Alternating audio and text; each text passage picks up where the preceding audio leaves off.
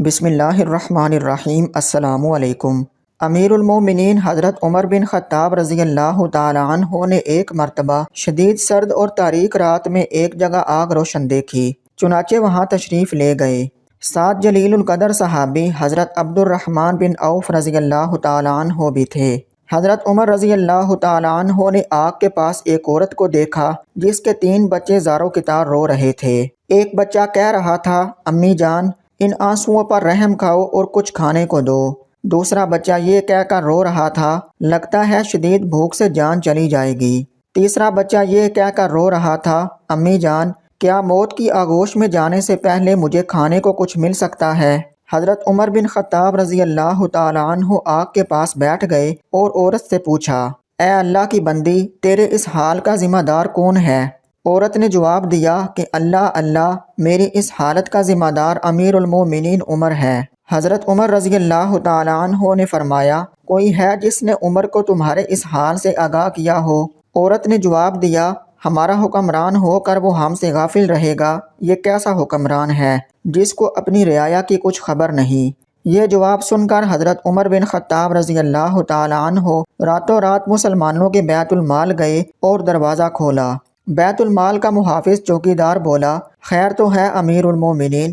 حضرت عمر رضی اللہ تعالیٰ عنہ نے اس کا جواب نہیں دیا اور آٹے کی ایک پوری بوری، گھی اور شہد کا ایک ڈبہ بیت المال سے نکالا اور چوکیدار سے فرمایا، انہیں میری پیٹھ پر لاد دو۔ چوکیدار نے عرض کیا، آپ چاہتے کیا ہیں؟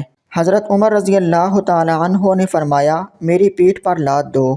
چوکیدار نے عرض کیا، آپ یہ چیزیں اپنی پیٹھ پر نہ لادیں۔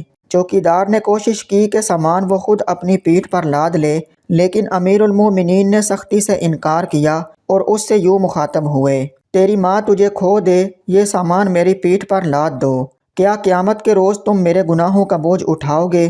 یہ کہہ کر حضرت عمر رضی اللہ تعالیٰ عنہ نے آٹا، گھی اور شہد اپنی پیٹھ پر لاد لیا۔ جب اس عورت کے گھر پہنچے تو آگ کے پاس بیٹھ گئے، ان بچوں کے لیے کھانا پکایا۔ جب کھانا تیار ہو گیا تو اس میں گھی اور شہد کی آمیزش کی اور اپنے مبارک ہاتھوں سے بچوں کو کھانا کھلایا۔ یہ منظر دیکھ کر ان یتیم بچوں کی ماں کہنے لگی، قسم اللہ کی تم عمر سے کہیں زیادہ منصب خلافت کے اہل ہو۔ حضرت عمر رضی اللہ تعالیٰ عنہ نے اس سے فرمایا، کل عمر کے پاس جاؤ، وہاں میں بھی ہوں گا اور تمہارے معاملات کے متعلق اس سے سفارش کروں گا۔ یہ کہہ کر حضرت عمر رضی اللہ تعالیٰ عنہ واپس آ گئے اور ایک چٹان کے پیچھے آ کر بیٹھ گئے اور ان بچوں کو دیکھتے رہے۔ حضرت عبد الرحمن بن عوف رضی اللہ تعالیٰ عنہ نے کہا، آئیے واپس چلتے ہیں کیونکہ رات بہت ٹھنڈی ہے۔ حضرت عمر رضی اللہ تعالیٰ عنہ نے فرمایا، اللہ کی قسم میں اپنی جگہ اس وقت تک نہ چھوڑوں گا جب تک ان بچوں کو ہنستا ہوا نہ دیکھ لوں، جیسے میں نے آتے وقت انہیں روتے ہوئے دیکھا تھا۔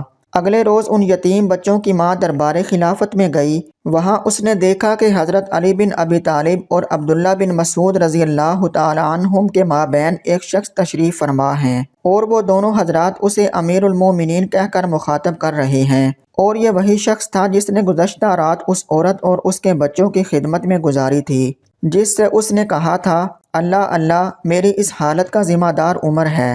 چنانچہ جب عورت کی نگاہ حضرت عمر رضی اللہ تعالیٰ عنہ پر پڑی تو گویا اس کے پاؤں تلے سے زمین کھسک گئی۔ امیر المومنین نے عورت سے فرمایا، اللہ کی بندی، تیرا کوئی قصور نہیں، چل بتا تو اپنی شکایت کتنی قیمت کے عوض فروخت کرے گی؟ عورت بولی، معاف فرمائیے اے امیر المومنین۔ حضرت عمر رضی اللہ تعالیٰ عنہ نے فرمایا، قسم اللہ کی تو اس جگہ سے ہٹ نہیں سکتی جب تک میرے ہاتھ اپنی شکایت بیچ نہ دو۔ بالآخر حضرت عمر رضی اللہ تعالیٰ عنہ نے اس بیوہ خاتون کی شکایت اپنے مال خاص سے 600 درہم کے عوض خرید لی اور حضرت علی بن ابی طالب رضی اللہ تعالیٰ عنہ کو کاغذ قلم لانے کا حکم دیا اور یہ تحریر قلم بند کروائی۔ ہم علی اور ابن مسعود اس بات پر گواہ ہیں کہ فلاں عورت نے اپنی شکایت امیر المومنین عمر بن خطاب کے ہاتھ فروخت کر دی ہے۔